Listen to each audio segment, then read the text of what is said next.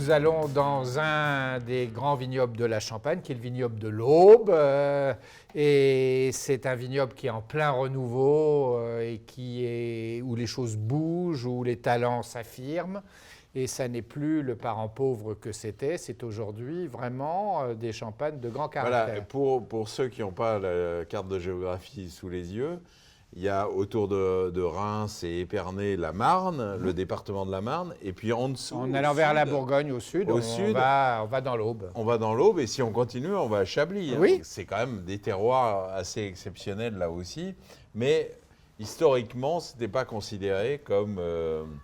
On les a rajoutés à la Marne, il y a eu des révoltes de vignerons, mais ça a fini par être rajouté. Chassenet d'Ars, c'est une maison de vignerons. Je trouve que c'est une bonne façon qui regroupe un ensemble de vignobles très important dans l'Aube.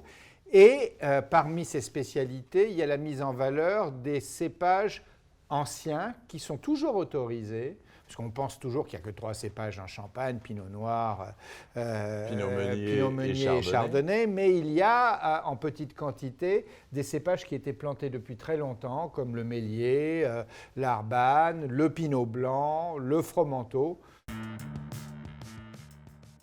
Donc ce Pinot Blanc, qui est un des cépages annexes de la Champagne, mais qui existe et qu'on replante un peu pour conserver évidemment le patrimoine et conserver une trace de l'histoire. Dans un très bon millésime champenois 2012, ça fait partie des très beaux millésimes avec 2002, 2008. Extra brut, non dosé, c'est-à-dire qu'on a le champagne à nu, le vin de départ à nu,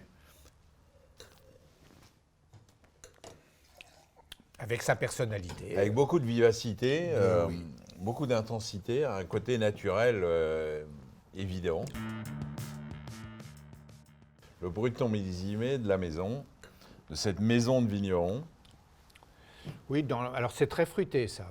C'est très fruité et il y a certainement des pinots noirs, car c'est vraiment un terroir à pinot noir, l'Aube, avec ses sols marno-calcaires qui ressemblent d'ailleurs souvent à ceux de Chablis, plus qu'aux sols classiques de la Champagne.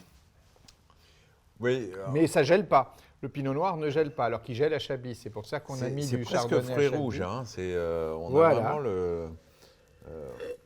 Mais il doit y avoir aussi des chardonnays. Non, l'ensemble est équilibré, fruité. Ça, c'est le champagne facile à boire, d'apéritif. D'apéritif de plaisir. De plaisir universel.